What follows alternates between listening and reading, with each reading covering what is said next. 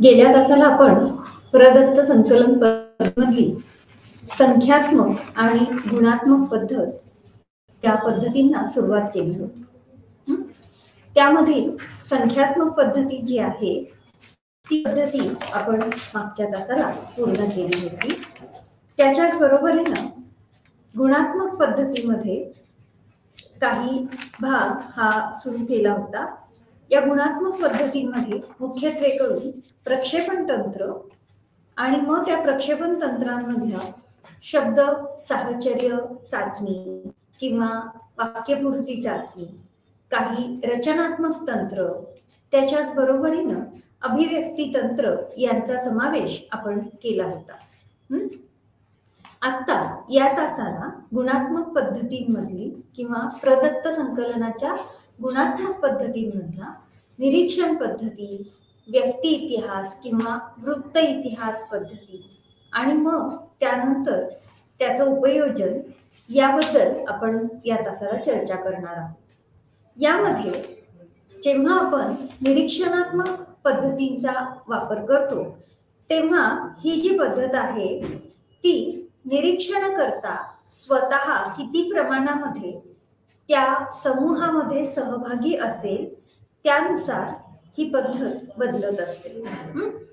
असं म्हणता येईल एका टोकाला हा जो निरीक्षण करता आहे तो अजिबातच त्या समूहामध्ये सहभागी होत नाही किंवा त्या समूहाच्या कोणत्याही घटकांमध्ये स्वतः इंटरफिअरन्स करत नाही, अंतरक्रिया करत नाही.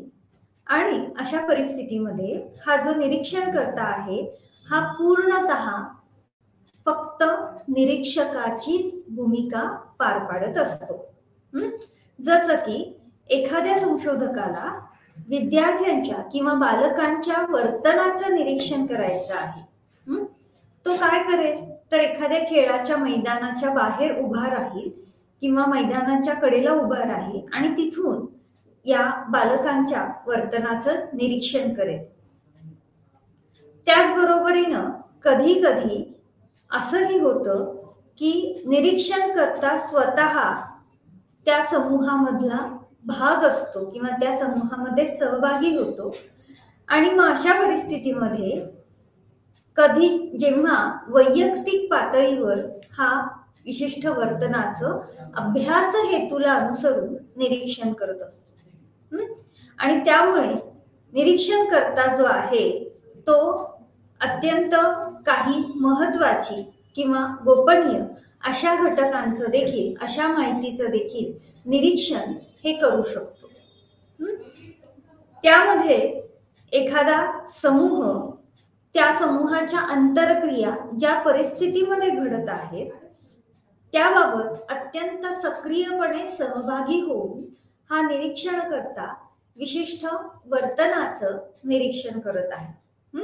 म्हणजेच एका टोकाला अजिबातच सहभागी होत नाही आणि दुसऱ्या टोकाला मात्र त्या समूहामध्ये सहभागी होऊन वर्तनाचं निरीक्षण करतो. अशा पद्धतीने गुणात्मक पद्धती म्हणून विशिष्ट वर्तनामधले बारकावे निरीक्षणाच्या माध्यमातून टिपले जातात, नोंदविले जातात. ठीक आहे. त्यानंतरचा जो प्रकार आहे गुणात्मक संशोधन पद्धतींमधला तो आहे केस स्टडी किंवा व्यक्ती अभ्यास किंवा वृत्त अभ्यास पद्धती. आता ही पद्धत काय आहे तर विशिष्ट घटना किंवा विशिष्ट व्यक्ती याबाबत माहिती संकलन केली जाते, त्या माहितीचं विश्लेषण केलं जातं आणि त्याचा अहवाल देखील तयार केला जातो. हे सगळं करत असताना अत्यंत पद्धतशीररित्या आणि शास्त्रीय पद्धतीने या घटकांचं निरीक्षण, मापन हे केलं जातं. आणि म्हणून जेव्हा आपण वृत्त इतिहास किंवा व्यक्ती इतिहासाचा विचार करतो तेव्हा एखादी घटना किंवा त्या घटनेच्या संदर्भात गोळा केलेली माहिती, त्या माहितीचं परीक्षण, त्या माहितीचं विश्लेषण आणि शेवटी त्या आधारे तयार केला जाणारा अहवाल या सर्वांचं एकत्रितपणे पद्धतशीररित्या शास्त्रीय अशा ज्या पद्धतीने माहिती संकलित केली जाते त्याला आपण व्यक्ती अभ्यास किंवा वृत्त इतिहास पद्धती असं देखील म्हणतो. ही जी पद्धत आहे या पद्धतीमुळे आपल्याला एखाद्या विशिष्ट घटनेबाबत एखाद्या विशिष्ट व्यक्तीबाबत अत्यंत सखोल असं ज्ञान प्राप्त होतं. इतकंच नाही तर या व्यक्ती इतिहास किंवा या वृत्त अभ्यासाच्या माध्यमातून आपल्याला विविध परिकल्पना या मांडता येतात आणि त्या परिकल्पनांचं परीक्षण देखील करता येतं, ज्याला आपण hypothesis generation and hypothesis testing असं म्हणतो. ठीक आहे. यामध्ये दुसऱ्याच शब्दाचं सांगायचं झालं तर आपण जेव्हा संशोधनाची वेगवेगळी धोरणं वापरत असतो, जेव्हा आपण शोधात्मक अशा पातळीवर संशोधन करणार आहोत, कशाचा तरी आपल्याला शोध घ्यायचा आहे, इन्व्हेस्टिगेशन करायचं आहे, अशा परिस्थितीमध्ये जेव्हा आपण अभ्यासाला सुरुवात करतो तेव्हा ही जी पद्धती आहे ही अत्यंत महत्त्वपूर्ण ठरते. व्यक्ती अभ्यास पद्धती, वृत्त अभ्यास पद्धती ही जी पद्धती आहे याच्या माध्यमातून आपण जेव्हा काही संख्यात्मक माहिती गोळा करत असतो, त्या संख्यात्मक माहितीला पुरावा म्हणून किंवा पूर्वी तयार केलेल्या माहितीला एक आधार म्हणून अशा स्वरूपातली माहिती ही आपल्याला या व्यक्ती अभ्यासाच्या माध्यमातून उपलब्ध होते. त्याचबरोबरीनं जेव्हा आपण व्यक्ती अभ्यास किंवा वृत्त अभ्यासाचा विचार करतो तेव्हा आपल्याला एकाच प्रयुक्तावर संशोधन करता येतं, ज्याला आपण एकल प्रयुक्त संशोधन सिंगल सब्जेक्ट रिसर्च असं म्हटलेलं आहे. या संशोधनाच्या माध्यमातून एक विशिष्ट प्रकारची सांख्यिकीय चौकट उपलब्ध होते आणि त्याचबरोबरीनं आपल्याला त्या संख्यात्मक देखील माहितीच्या आधारे अनुमान हे काढता येऊ शकतं. या ठिकाणी संशोधकाचं नाव आहे लॅमनेक.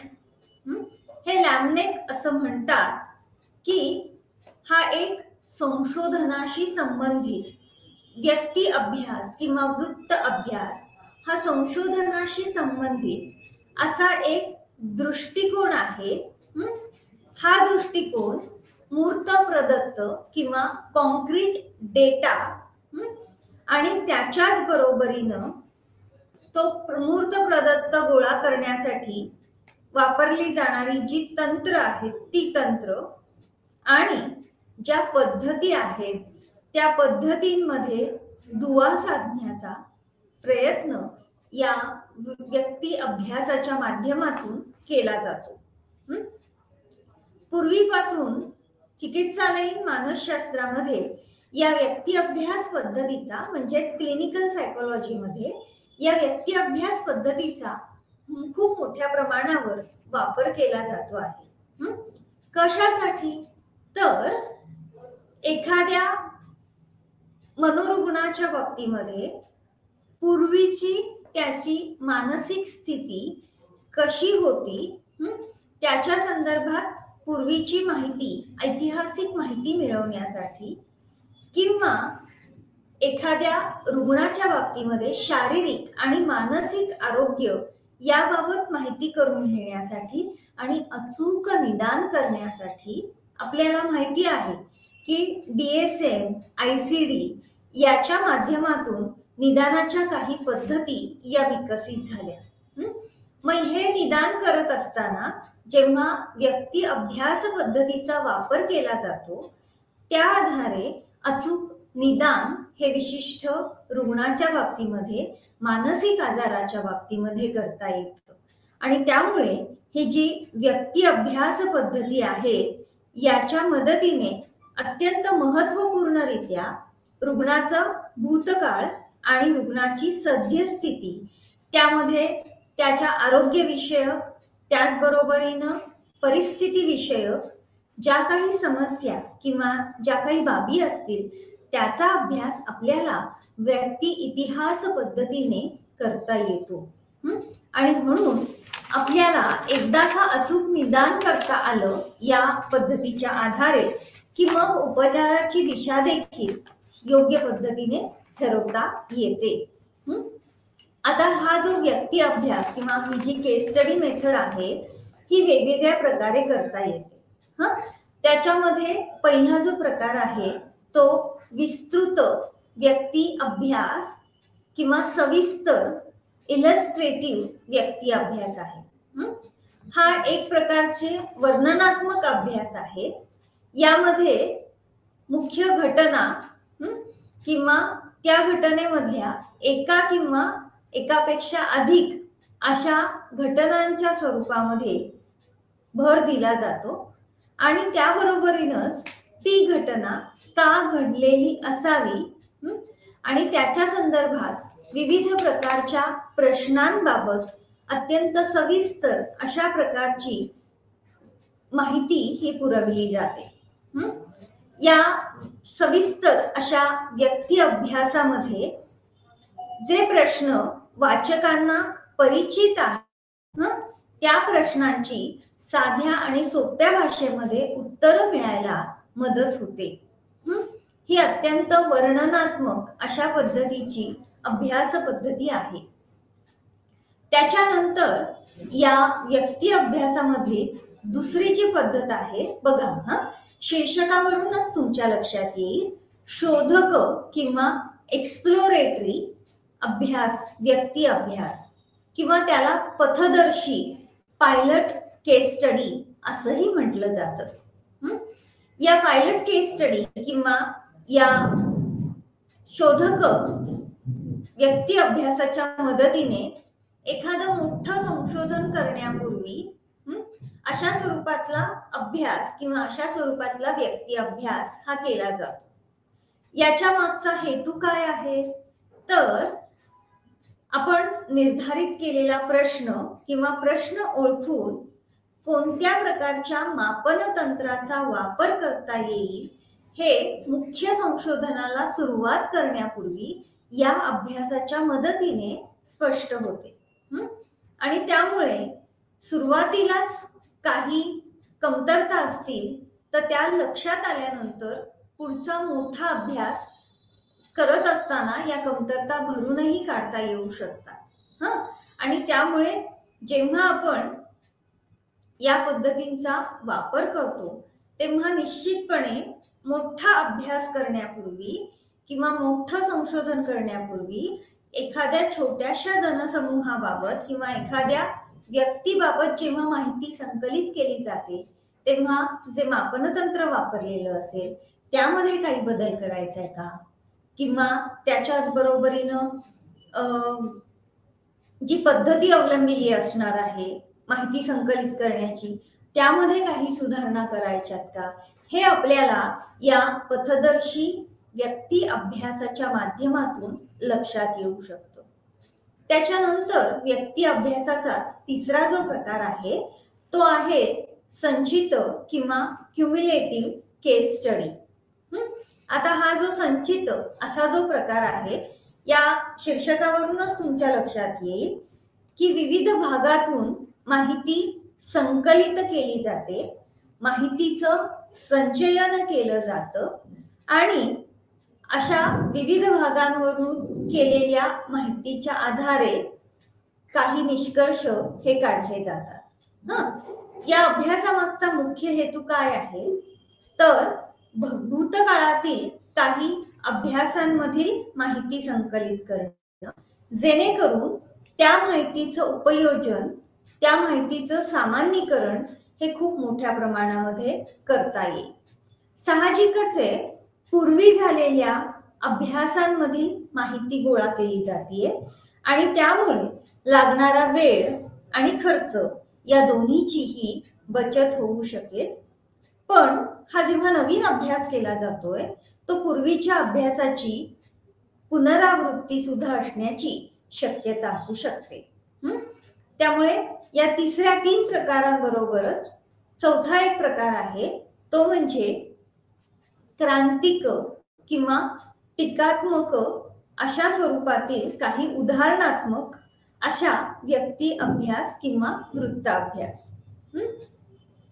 याच्यामध्ये एक किंवा एकापेक्षा अनेक अशा ठिकाणांचा अभ्यास केला जातो, एकापेक्षा अनेक व्यक्तींचा अभ्यास केला जातो, की जेणेकरून काही वेगळ्या प्रकारची घटना किंवा काही वेगळ्या प्रकारची व्यक्ती आणि त्यांचं परीक्षण हे केलं जातं. यामध्ये जो अभ्यास केला जातोय त्या अभ्यासामध्ये प्रामुख्याने वेगळ्या प्रकारच्या व्यक्तींचा, वेगळ्या प्रकारच्या घटनांचा अभ्यास घडत असल्यामुळे या बाबतीमध्ये सामान्यीकरणाची शक्यता मात्र काहीशी कमी असते. त्याच्याच बरोबरीनं या पद्धतीच्या माध्यमातून कार्यकारण संबंध किंवा कारण आणि परिणाम याचं स्पष्टीकरण देणं हे निश्चितपणे शक्य होऊ शकतं आणि त्याकरता ही पद्धती उपयुक्त ठरू शकते. जी काही माहिती किंवा या निरीक्षणांच्या आधारे किंवा व्यक्ती इतिहासाच्या माध्यमातून जी काही माहिती संकलित केली जाते त्याच्या विशिष्ट नोंदी ठेवल्या जातात आणि आपण काय हे किंवा कशा स्वरूपातील व्यक्ती अभ्यास करत आहोत त्यानुसार कोणत्या पद्धतीने माहिती संकलित करायची हे निश्चित होत असतं. आता या व्यक्ती अभ्यासाचा मुख्य फायदा काय असू शकतो, तर याच्यामध्ये कशा पद्धतीने या व्यक्ती अभ्यासातून मिळवलेली जी माहिती आहे त्याचा वापर करता येतो किंवा त्याचा उपयोग हा करता येऊ शकतो. त्यासाठी जेव्हा आपण व्यक्ती अभ्यासाचं लिखाण किंवा अहवाल लिहायला सुरुवात करतो तेव्हा या व्यक्ती अभ्यासाच्या बाबतीमध्ये काही संबंधित अशी माहिती ही गोळा करता येऊ शकते. त्याच्याच बरोबरीनं काही संदर्भ ग्रंथ हे देखील मांडता येऊ शकतात. याच्यासाठी वापर करत असताना एखादी तज्ञांची समिती ही नेमली जाते. यामध्ये समूहामध्ये समाविष्ट झालेले जे तज्ञ आहेत ते तज्ञ किंवा एखादा सादर करणारा व्यक्ती इतिहास पद्धतीच्या माध्यमातून गोळा केलेली माहिती ही तज्ञांच्या समितीसमोर व्यक्त केली जाते आणि मग ते जे तज्ञ आहेत ते त्या व्यक्ती इतिहासाबाबत किंवा त्या केस स्टडी बाबत स्वतःची मतं व्यक्त करत असतात. हे जे तज्ञ आहेत तो जो व्यक्ती अभ्यास आहे त्याचं विश्लेषण करतात आणि त्या विश्लेषणाच्या माध्यमातून त्या विशिष्ट घटकाबाबत, व्यक्तीबाबत, घटनेबाबत स्वतःची मतं ही व्यक्त करतात.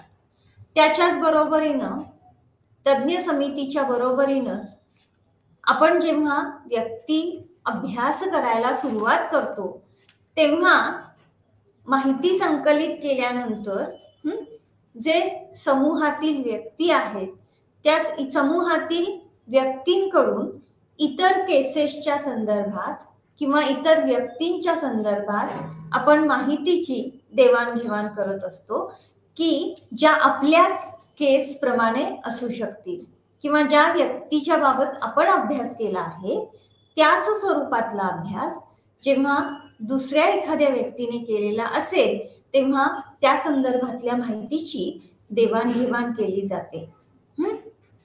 आणि मग या दोन ज्या व्यक्ती इतिहास किंवा दोन व्यक्तींच्या बाबत जी माहिती गोळा केलेली आहे त्या आधारे आपल्याला काहीतरी समान अनुमान हे काढता येऊ शकतं. त्यानंतर तिसरा जो प्रकार आहे त्याला म्हटलेला आहे छेदक किंवा छेद अनुमान. या छेदक अनुमानाच्या बाबतीमध्ये विशिष्ट प्रश्नावली ही तयार केली जाते, प्रश्न हे तयार केले जातात आणि हे जे प्रश्न आहेत ते अभ्यास किंवा विशिष्ट व्यक्तीचा अभ्यास करण्यापूर्वी हे प्रश्न तयार केलेले असतात. आणि मग पूर्वीच तयार केलेले जे प्रश्न आहेत ते विशिष्ट व्यक्ती अभ्यासाच्या बाबतीमध्ये एकमेकांना विचारले जातात. आणि मग त्या ठिकाणी ज्या केसेसमध्ये संशोधकाला अधिकाधिक माहिती आवश्यक आहे ती माहिती मिळवली जाते किंवा इतरांनी विशिष्ट केसच्या संदर्भात मांडलेली जी माहिती आहे त्या माहितीचं खंडन देखील केलं जातं. त्याच्याच बरोबरीनं आपण स्वतः मांडलेली जी मतं आहेत त्या मतांना आधार देण्यासाठी म्हणून विशिष्ट पद्धतीने केस स्टडीच्या माध्यमातून व्यक्ती अभ्यासाच्या माध्यमातून गोळा केलेली माहिती ही सादर केली जाते.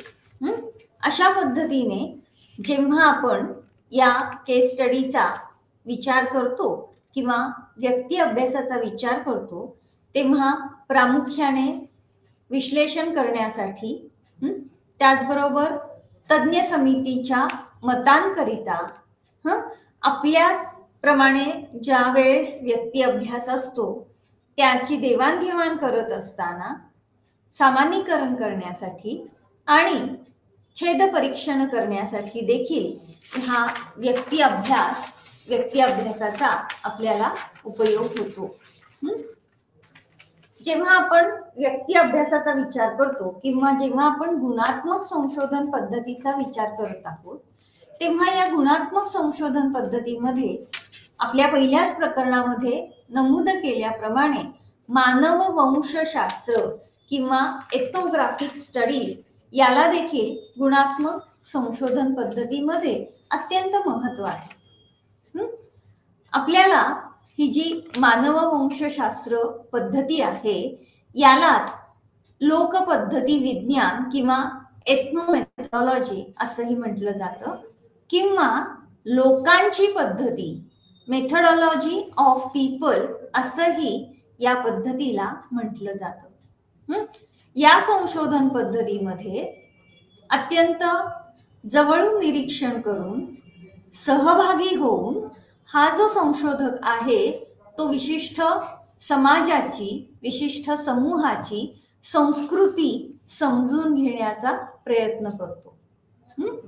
समूहामधील समाज सांस्कृतिक घटकांवर हे अभ्यासक जास्त भर देतात आणि त्यामुळे हे जे संशोधक आहेत किंवा हे जे मानव वंशशास्त्रज्ञ आहेत हे समाज सांस्कृतिक घटकांच्या संदर्भात माहिती गोळा करतात आणि ही माहिती गोळा करत असताना त्या समूहामधल्या विविध प्रकारच्या व्यक्तींकडून त्या समूहामध्ये असणाऱ्या विविध व्यक्तींवर अभ्यास केला जातो.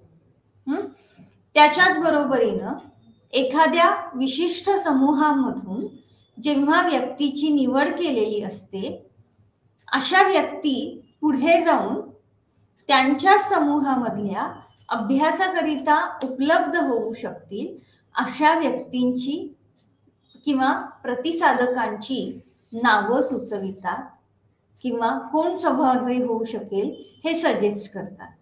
म्हणजेच काय आहे तर एक व्यक्ती दुसऱ्या व्यक्तीला जोडली जाते, दुसरी तिसऱ्याला. याच पद्धतीने निवडलेला जो नमुना आहे त्याकरिता शृंखलात्मक किंवा चेनिंग प्रोसेस ही वापरली जाते. या चेनिंग प्रोसेसच्या माध्यमातून जो नमुना गट गोळा केला जातो किंवा जो नमुना आहे त्या निवडलेल्या नमुन्यावर पुन्हा मुलाखती घेतल्या जातात आणि त्याच्याच बरोबरीनं या ज्या जोडल्या गेलेल्या व्यक्ती आहेत त्या जोडल्या गेलेल्या व्यक्तींकडून सखोल आणि संदिग्ध अशा प्रतिक्रियांच्या संदर्भात माहिती ही गोळा केली जाते. तुमच्या लक्षात येईल की या शृंखला पद्धतीने पुढे पुढे जोडल्या गेलेल्या ज्या व्यक्ती आहेत त्यांची पुन्हा मुलाखत घेतली जाते. अशा काही प्रतिक्रिया ज्या अत्यंत क्लिष्ट किंवा संदिग्ध अशा स्वरूपातल्या मिळालेल्या आहेत त्याबद्दल आणखी सखोल ज्ञान किंवा सखोल माहिती ही मिळवली जाते. यामध्ये हा जो मानववंशशास्त्रज्ञ आहे किंवा हे जे संशोधक आहेत ते संशोधक त्या समूहामध्ये त्या कम्युनिटीमध्ये अत्यंत दीर्घ काळामध्ये राहतात, प्रत्यक्षामध्ये तिथे सहभागी होतात. आणि याच्या मागचं कारण काय आहे तर या शृंखलेच्या माध्यमातून एकूणच अधिकाधिक प्रमाणामध्ये माहिती गोळा करणे आणि त्याचबरोबरीनं ते जे पार्टिसिपंट्स किंवा तिथे सहभागी होणाऱ्या ज्या व्यक्ती आहेत त्यांच्याबद्दल निरीक्षणांच्या आधारे विशिष्ट माहितीचे लेखन करणं किंवा लिखाणात्मक साहित्य तयार करणं आणि त्याच्याच बरोबरीनं त्यांच्या मुलाखतींची नोंदी ठेवणं किंवा मुलाखतींची नोंद ठेवणं. या अशा स्वरूपामध्ये जेव्हा माहिती संकलित केली जाते आणि त्या माहितीचं जेव्हा विश्लेषण केलं जाईल त्या आधारे काही समाज सांस्कृतिक घटकांच्या संदर्भात विशिष्ट सैद्धांतिक दृष्टिकोन हे तयार होतात किंवा काही सिद्धांताची निर्मिती होऊ शकते. त्यामुळे प्रतिसादकाकडून येणाऱ्या ज्या प्रतिक्रिया आहेत तो विशिष्ट जो दृष्टिकोन आहे तो या ठिकाणी अत्यंत महत्वाचा ठरतो. अशा पद्धतीने मानववंशशास्त्राच्या मदतीने प्रदत्त विश्लेषण करून विशिष्ट सिद्धांताची निर्मिती देखील होते. त्याच्यानंतर मानववंशशास्त्रीय माहितीच्या बरोबरीनच पुढचा जो प्रकार आहे तो आहे ग्राउंडेड थिअरी किंवा प्रवृत्ती सिद्धांत. या प्रवृत्ती सिद्धांतामध्ये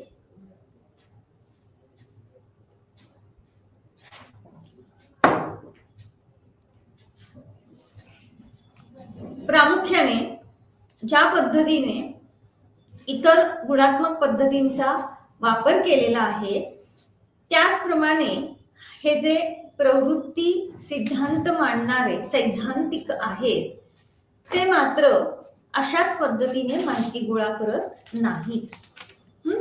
मग या व्यक्ती कशा माहिती गोळा करतात तर ती गोळा करत असताना काही माहिती गोळा करत असताना आपण ज्या मुलाखती घेतलेल्या आहेत त्या मुलाखतींचा जेव्हा रेकॉर्डिंग केलेला आहे या सगळ्या ह्याच्यामध्ये शक्यतो वेळ वाया घालवत नाही. हे जे प्रवृत्ती सिद्धांत मांडणारे आहेत ते तुलनेने अत्यंत जलद गतीने माहिती गोळा करणं अधिक पसंत करतात आणि त्यामुळे विशिष्ट माहितीला अनुसरून संकल्पना या मांडल्या जातात. आणि म्हणून जेव्हा विशिष्ट संकल्पना किंवा विशिष्ट घटनांच्या संदर्भात माहिती गोळा केलेली असते तेव्हा या सिद्धांतीमध्ये किंवा या प्रकारच्या प्रवृत्ती सिद्धांतामध्ये काही माहिती लिखित स्वरूपामध्ये व्यक्त करत असताना किंवा काही माहितीची पुनर्तपासणी करत असताना कधीतरी संशोधकांच्या ऊर्जेवर देखील ताण येऊ शकतो. त्याच्यामध्ये वेगवेगळ्या प्रकारच्या चर्चासत्र त्याचबरोबरीनं काही टीकात्मक किंवा प्रशंसात्मक अशा स्वरूपातल्या मोटिवेशनल ड्राईव्हची रचना ही केलेली असते की ज्याच्या माध्यमातून विशिष्ट संकल्पनांचा विकास होणं आणि त्या संकल्पना अधिक स्पष्ट व्हायला मदत होते. याच्यामध्ये जो प्रदत्त किंवा जी माहिती गोळा केलेली असते त्या माहितीबाबत मूलभूत अशा स्वरूपामध्ये किंवा गोळा केलेली माहिती हीच अत्यंत मूलभूत असते. संशोधकाला विशिष्ट अभ्यासामध्ये किंवा विशिष्ट अभ्यास क्षेत्राशी संबंधित माहिती संकलित करत असताना, माहिती गोळा करत असताना त्या अभ्यास क्षेत्राबाबत सर्वच प्रकारे विविध दृष्टिकोनातून माहिती उपलब्ध होणं आवश्यक आहे. आणि मग त्याकरिता केवळ मुलाखती किंवा निरीक्षण एवढाच वापर केला जात नाही, तर ज्या ज्या प्रकारची माहिती ही संशोधकाजवळ उपलब्ध आहे ती सर्व प्रकारची माहिती संशोधकाला विविध संकल्पना निर्माण करण्यासाठी आणि साहजिकच आहे विविध सिद्धांतांची निर्मिती करण्यासाठी मदत ठरतात. यामध्ये काही क्षेत्रीय अभ्यास करून काही क्षेत्रीय टिपणे घेतलेली असतात. त्याच्याच बरोबरीनं अत्यंत अनौपचारिक अशा त्या मुलाखती असतील, व्याख्यानं असतील, काही चर्चासत्र असतील, किंवा काही तज्ज्ञ व्यक्तींनी एकत्र येऊन त्यांच्या काही सभा असतील, त्याचबरोबरीनं वर्तमानपत्रामधील काही आर्टिकल्स किंवा काही लेख असतील, इंटरनेटच्या माध्यमातून विविध प्रकारच्या याद्या असतील, दूरदर्शनवरील काही शोज असतील किंवा कार्यक्रम असतील, मित्रांमधील काही संवाद असेल, या सगळ्यांच्या माध्यमातून माहिती संकलित केली जाते. आणि मग याच्या माध्यमातून पुढील संशोधन किंवा विशिष्ट ज्ञान निर्मितीसाठी संशोधक तयार होतो. कधीतरी हा जो संशोधक आहे तो अभ्यास क्षेत्राला अनुसरून स्वतःची देखील मुलाखत घेऊ शकतो. त्याच्याच बरोबरीनं मुलाखतीच्या माध्यमातून जी माहिती उपलब्ध होते त्याचं सांकेतीकरण केलं जातं आणि एका माहितीची दुसऱ्या माहितीशी तुलना करून काही संकल्पना देखील त्याच्यामधून निर्माण होतात. आता बघा, इथे स्वतःची मुलाखत का बरं घ्यायची?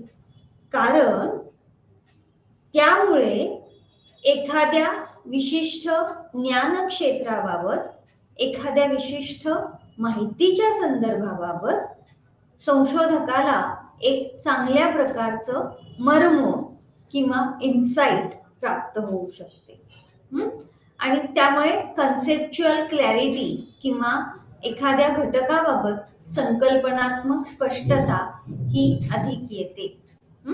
आणि म्हणून हा जो प्रवृत्ती सिद्धांत आहे, या प्रवृत्ती सिद्धांतामध्ये संशोधनामधील संकल्पनात्मक पातळीवर कार्य केलं जातं. संकल्पनात्मक पातळीवर माहिती ही संकलित केली जाते. त्याच्यानंतर पुढचा जो क्वालिटेटिव्ह किंवा गुणात्मक प्रदत्त संकलन पद्धतीमधला प्रकार आहे तो आहे संदेश प्रबंध विश्लेषण, ज्याला म्हटलं जातं डिस्कोर्स अनालिसिस. हा जो संदेश प्रबंध विश्लेषण आहे, या विश्लेषणामध्ये विशिष्ट वाक्य किंवा उच्चारल्या जाणाऱ्या विशिष्ट भाषिक घटकांमधील काही संदेशाचं किंवा काही माहितीचं विश्लेषण केलं जातं. जी काही माहिती संशोधकाजवळ उपलब्ध होते त्या माहितीचं विशिष्ट प्रकारांमध्ये, विशिष्ट कॅटेगरीजमध्ये विश्लेषण करण्यापेक्षाही किंवा विभागणी करण्यापेक्षाही इथे एखाद्या समस्येबाबत विचार करण्यासाठी अत्यंत सर्जनात्मक, अत्यंत सृजनात्मक अशा पद्धतीचा वापर केला जातो. त्याकरिता असं म्हटलं जातं की संशोधनाच्या बाबतीमध्ये अत्यंत योग्य असा उत्तर मिळण्यासाठी, समस्येचं योग्य उत्तर मिळण्यासाठी इथे वापरला जाणारी जी पद्धती आहे ती पद्धती संशोधनाच्या समस्येला योग्य उत्तर देण्याचा प्रयत्न करते. यामध्ये वाक्य आणि उच्चार यांच्यामधलं भाषिक अवलंबित्व, म्हणजे तुमच्या समोर असणारी जी वाक्य आहेत आणि त्याचा केला जाणारा उच्चार हे परस्परांशी कसं संबंधित आहे हे ओळखण्याचा प्रयत्न केला जातो. साहजिकच आहे, ही जी पद्धत आहे ज्याला आपण संदेश प्रबंध विश्लेषण असं म्हटलेलं आहे, त्याच्या माध्यमातून लिखित संदेशामध्ये दडलेल्या ज्या प्रेरणा आहेत त्या वर काढण्यासाठी मदत होते. इथे असं म्हटलेलं आहे, unveiling the hidden motivations behind a text. लिखित संदेशामध्ये जे काही संप्रेषित करायचं आहे, जे काही समोर मांडायचं आहे, त्या मागच्या ज्या प्रेरणा आहेत त्या प्रेरणा देखील स्पष्ट होण्यासाठी या संदेश प्रबंध विश्लेषणाची मदत होते. त्याचबरोबरीनं म्हणजे आपल्या अलीकडे फार लक्षात येतं की विशिष्ट प्रकारची अत्यंत वेगळी अशी भाषा किंवा भाषा संग्रह हा आपल्याला तिथे दिसून येतो. आणि म्हणून या संदेश प्रबंध विश्लेषणाच्या बाबतीमध्ये टीकात्मक दृष्टिकोनातून विचार केला तर आपल्या असं लक्षात येईल की हे एक प्रकारचं पुनर्रचित वाचन आहे आणि त्याच्याच बरोबरीनं जे लेखन साहित्य आहे किंवा जी समस्या आहे त्याचं अर्थविवरण करण्याचा या संदेश प्रबंध विश्लेषणाच्या माध्यमातून प्रयत्न केला जातो.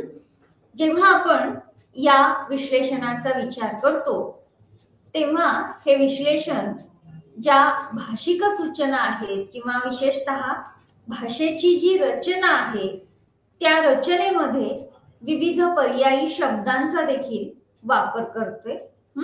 आणि हे सगळं करत असताना त्या विश्लेषणामध्ये भाषा कशा पद्धतीने सादरीकरण करत आहे, त्याचबरोबरीनं भाषा कशा पद्धतीने विशिष्ट वर्तन किंवा विशिष्ट कृती घडवत आहे याचं देखील विश्लेषण यामधून दिसून येतं.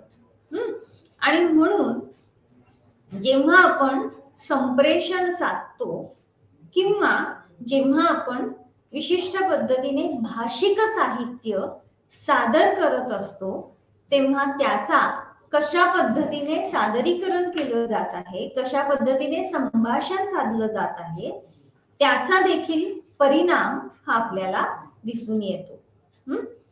याच बरोबरीनं गुणात्मक संशोधनामधला एक महत्वाचा भाग आणि तो म्हणजे दैनंदिनी लेखन किंवा डायरी रायटिंग.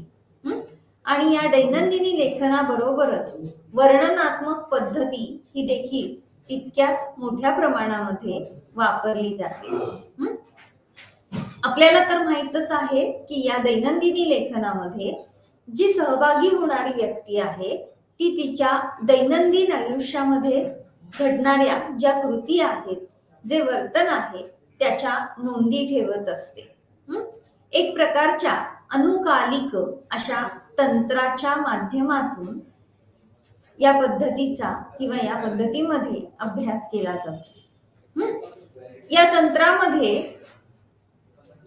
प्रतिसादकाच्या ज्या प्रतिक्रिया आहेत त्या आणि त्याच्याच बरोबरीनं त्याच्या ज्या नियमित ज्या काही लिखाण किंवा अत्यंत नैमित्तिक किंवा अत्यंत रेग्युलरली जी काही माहिती ही तिथे लिखित केलेली असते, ती लिखित माहिती ही अत्यंत दीर्घ काळासाठी अभ्यासासाठी उपलब्ध होऊ शकते.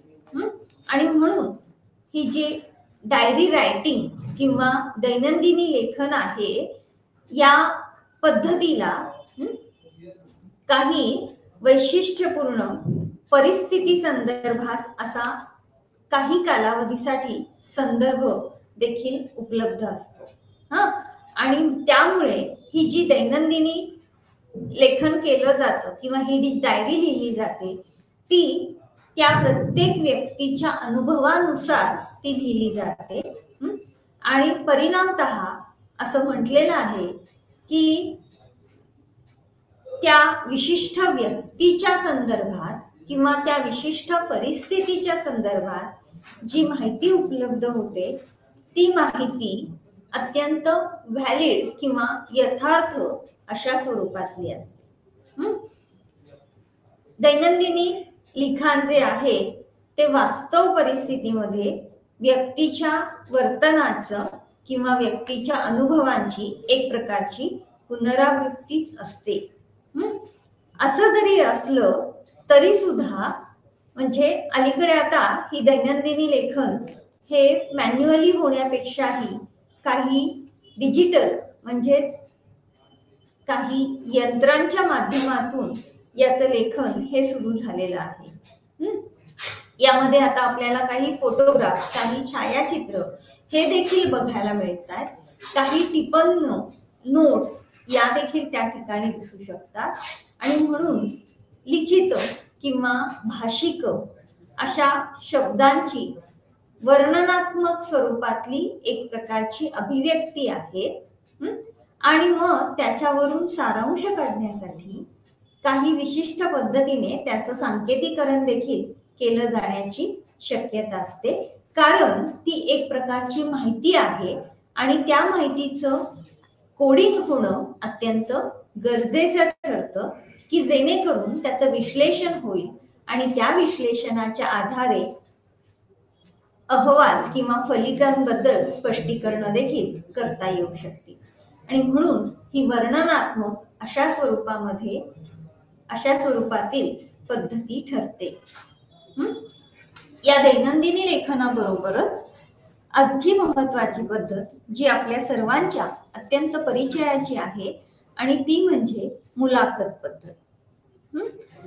आपल्याला सगळ्यांनाच माहिती आहे, मुलाखत म्हणजे समोरासमोर प्रत्यक्षामध्ये व्यक्तीकडून माहिती मिळवली जाते आणि असं अपेक्षित आहे की त्यांनी प्रामाणिक अशा स्वरूपातल्या प्रतिक्रिया किंवा अशा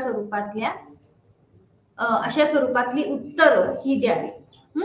आणि त्यामुळे जेव्हा आपण मुलाखत घेतो, त्या मुलाखतीमध्ये मुलाखत घेणारी व्यक्ती कोण आहे किंवा स्वतः संशोधक मुलाखत घेत आहे का, यावरून त्या ज्या प्रतिक्रिया आहेत त्या प्रतिक्रियांबाबत आपण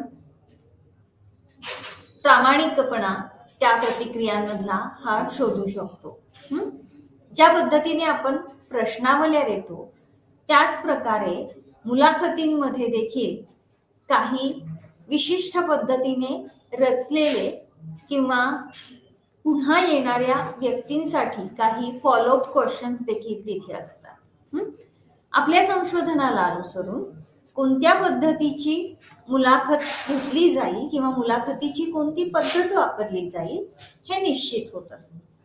मग त्यामध्ये सुरचित मुलाखत, बघा शीर्षकच सजेस्ट करत आहे किंवा शीर्षकावरूनच आपल्या लक्षात येईल, ही जी सुरचित मुलाखत आहे त्या मुलाखतीमध्ये कोणते प्रश्न विचारायचे किंवा प्रतिसादकाकडून माहिती मिळवण्याच्या दृष्टिकोनातून विचारायचे जे प्रश्न आहेत ते प्रश्न आधीच तयार केलेले असतात आणि त्यानुसार हे जे तयार केलेले जे प्रश्न आहेत त्या प्रश्नांना येणाऱ्या प्रतिक्रिया मुलाखतकार किंवा मुलाखत घेणारी व्यक्ती ही नोंदवत असते. त्याच्यानंतर दुसरा जो प्रकार आहे अरचित मुलाखत. या अरचित मुलाखतीमध्ये आता पुन्हा अरचित किंवा ज्याला आपण अनौपचारिक इनफॉर्मल इंटरव्ह्यू असंही म्हणतो आणि त्यामुळे अत्यंत अनौपचारिक अशा वातावरणामध्ये ही मुलाखत घेतली जाते. त्यामध्ये कोणत्याही प्रकारची पूर्वतयारी ही केलेली नसते आणि त्याच्याच बरोबरीनं ज्या काही प्रतिक्रिया आपल्याला प्रतिसादकाकडून किंवा ज्यांची आपण मुलाखत घेत आहोत, जशा काही आणि ज्या काही प्रतिक्रिया येतील त्या आपण नोंदवण्याचा प्रयत्न करतो. त्यामुळे ज्या प्रतिक्रिया आपण नोंदवत आहोत त्या प्रतिक्रियांच्या संदर्भात संशोधक पुढे पुढे काही प्रश्न हे विचारत असतो. म्हणजेच सुरचित मुलाखतीमध्ये प्रश्नांचा क्रम, कोणते प्रश्न विचारायचे हे देखील आधीपासूनच ठरलेलं असतं. इथे प्रतिक्रिया देणारी किंवा प्रतिसाद देणारी जी व्यक्ती आहे ती संशोधकाला काही सूचक पुरविते की पुढचा प्रश्न हा कुठला विचारला जाऊ शकतो. त्यानंतर काहीसा बहुतांश वेळा टीका झालेला असाच मुलाखतीचा प्रकार, तो म्हणजे दूरध्वनीच्या माध्यमातून घेतली जाणारी मुलाखत. या माध्यमातून जेव्हा मुलाखत घेतली जाते ती निश्चितपणे संशोधकाचा वेळ किंवा पैसा या दोन्हीच्या बाबतीमध्ये बचत करू शकते. यामध्ये संशोधक प्रयुक्ताला कॉल करतो किंवा त्याला दूरध्वनीद्वारे संपर्क साधला जातो किंवा जो नमुना गट निवडलेला असेल त्या नमुना गटातील व्यक्तींशी दूरध्वनीच्या माध्यमातून संपर्क साधलेला असतो आणि त्यांना काही विशिष्ट प्रश्न विचारून माहिती संकलित करतो. पुन्हा ही जी पद्धत आहे ही पद्धत वेळ आणि ऊर्जा या दोन्हीचीही बचत करते. या पद्धतीमध्ये जो नमुना गट निवडलेला आहे तो नमुना गट हा मर्यादित असू शकतो किंवा त्यांच्याकडून घेतलेली माहिती ही देखील मर्यादितच असू शकते. आणि मग केवळ ज्यांच्याकडे दूरध्वनी किंवा दूरध्वनी संच उपलब्ध आहेत अशांशी संपर्क साधला जातोय आणि त्यामुळे असणारा नमुना गट हा खूप मोठा किंवा त्या समष्टीचं जनसंख्येचं प्रतिनिधित्व करणारा असेलच असंही नाही. अशा पद्धतीने जेव्हा आपण गुणात्मक संशोधन पद्धतीला सुरुवात केली तेव्हा त्यामध्ये प्रामुख्याने ज्या पद्धतींचा वापर आपण चर्चा केली गुणात्मक संशोधन पद्धतींमध्ये, या गुणात्मक मध्ये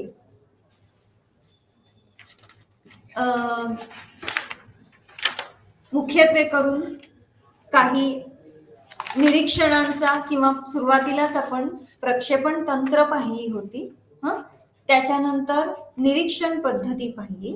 प्रक्षेपण तंत्रामध्ये मानवाच्या मनामध्ये किंवा जागरूक पातळीच्या पलीकडे दडलेल्या ज्या इच्छा आहेत, ज्या प्रेरणा आहेत, ज्या श्रद्धा आहेत त्या वर काढण्यासाठी म्हणून अशा स्वरूपामध्ये प्रक्षेपण तंत्रांच्या माध्यमातून काही शब्द किंवा काही पूर्तता चाचण्या, त्याच्याच बरोबरीनं रचना तंत्र किंवा अभिव्यक्ती तंत्र याचा वापर करता येऊ शकतो. त्यानंतर निरीक्षण पद्धती पाहिली. त्याच्याच बरोबरीनं अत्यंत महत्वाची अशी व्यक्ती अभ्यास किंवा वृत्त अभ्यास पद्धती पाहिली. आणि मग व्यक्ती अभ्यास करत असताना त्या पद्धतीमधल्या काही उपप्रकार हे देखील आपण पाहिले. त्याचा उपयोग केव्हा केव्हा केला जाऊ शकतो. त्यानंतर पुढचा जो प्रकार आहे गुणात्मक संशोधन पद्धतींमधला प्रदत्त संकलनाचा, तो म्हणजे मानववंशशास्त्र.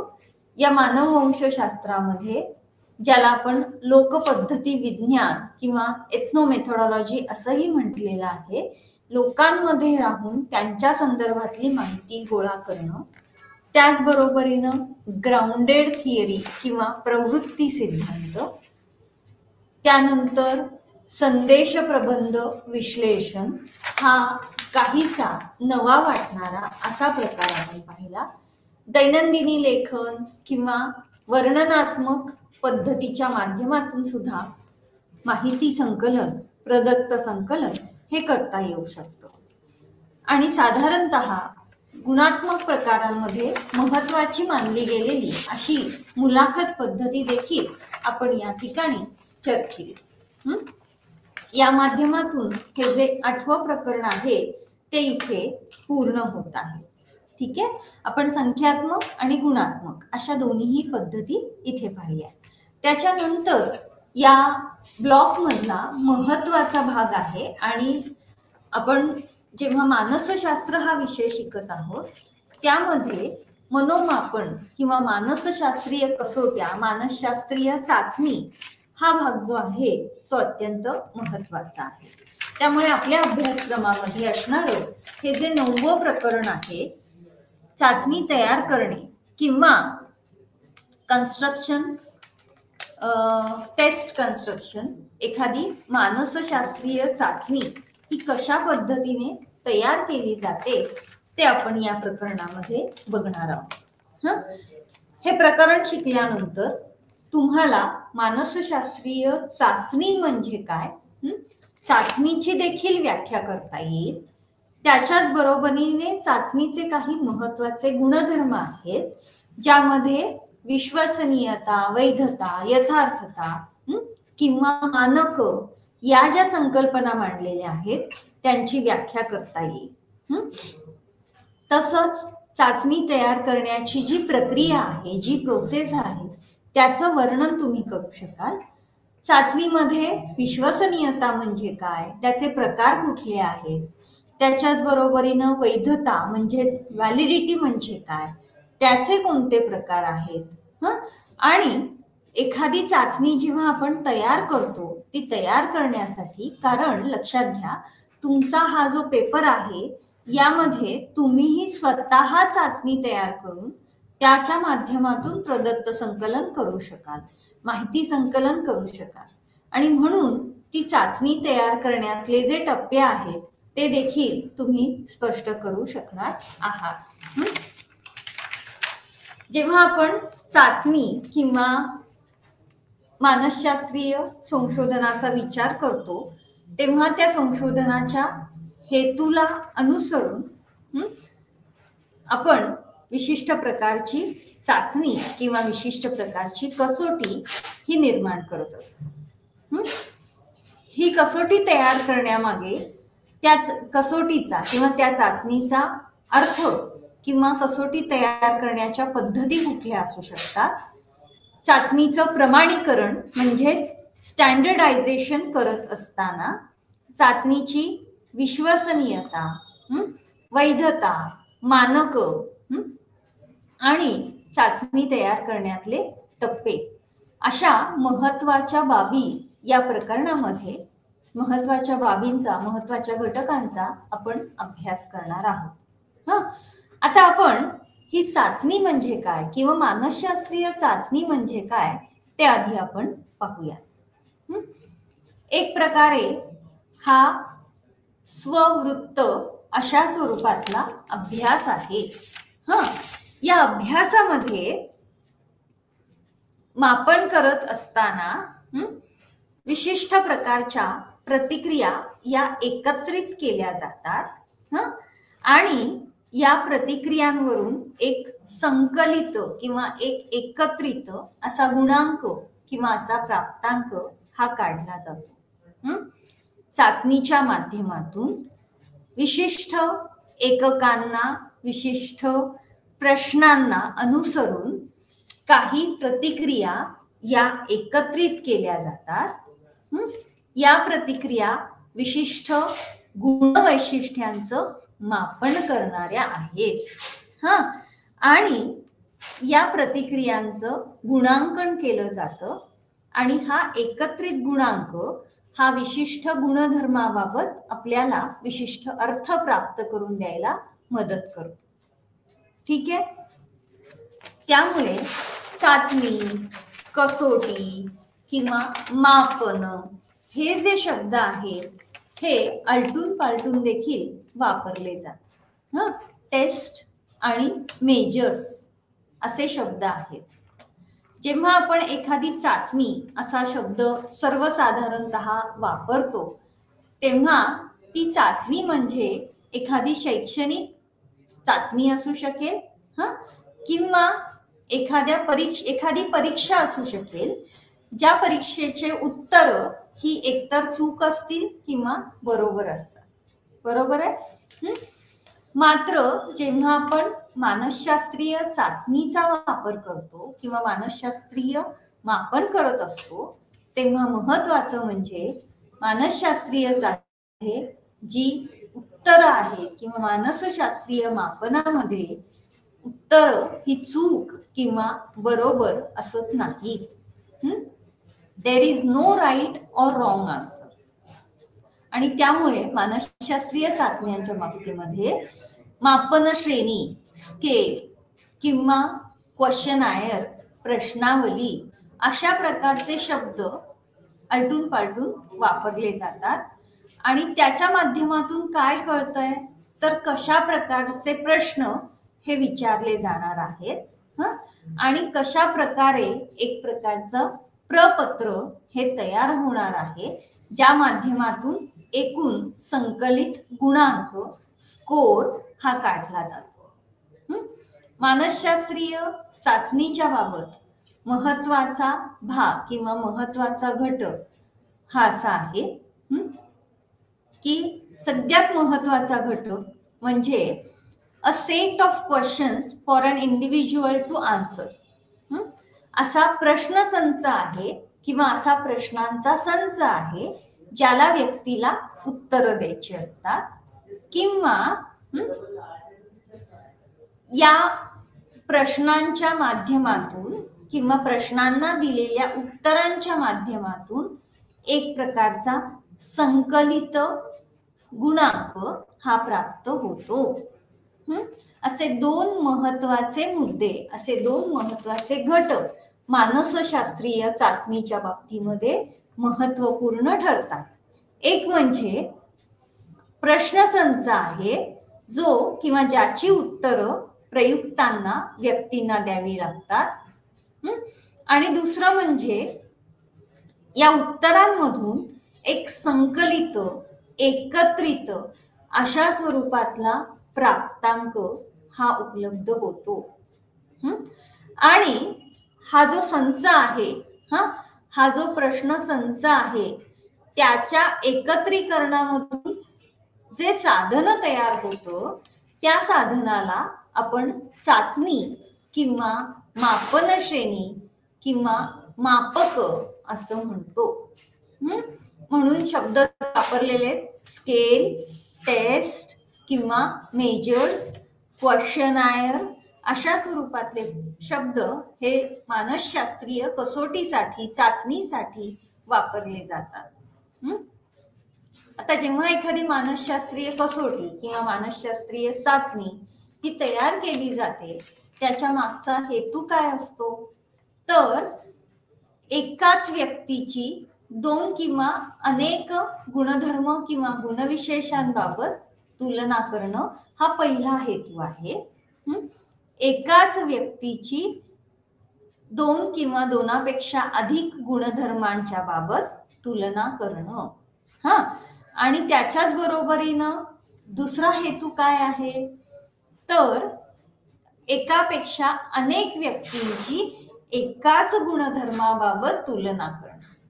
प्रामुख्याने या हेतूला अनुसरूनच मानसशास्त्रीय चाचणी किंवा मानसशास्त्रीय कसोटी तयार केली जाते. लक्षात घ्या, गुणविशेष, गुणधर्म याला अनुसरून एकाच व्यक्तीची तुलना कशाबाबत दोन किंवा अधिक गुणधर्मांबाबत. जसं की अंतर्मुखता आणि बहिर्मुखता हे दोन गुणविशेष आहेत आणि या दोन्ही गुणविशेषांबाबत जरी ही टोकं आहेत तरी त्याबाबत एका व्यक्तीची तुलना विशिष्ट चाचणीमध्ये करता येते. तसंच काही समान गुणधर्मांनुसार म्हणजे केवळ अंतर्मुखतेवर दोन व्यक्तींची संख्यात्मक आणि गुणात्मक अशा दोन्ही पद्धतीने तुलना करता येईल. हा प्रामुख्याने हेतू साध्य करण्यासाठी मानसशास्त्रीय कसोटी किंवा मानसशास्त्रीय चाचणी ही तयार केली जाते. त्यामुळे जेव्हा आपण या चाचणीच्या संदर्भात आणखी सविस्तर माहिती घेऊ तेव्हा त्यामध्ये आपल्याला चाचणीची वैधता, चाचणीची विश्वसनीयता या संकल्पना अत्यंत सखोलपणे अभ्यासायच्या आहेत. आपण पुढच्या तासाला याबद्दल आणखी सविस्तर आणि विस्तृत अशा स्वरूपामध्ये माहिती घेणार आहोत. आजच्या तासाला आज आपण इकडे थांबूया. धन्यवाद.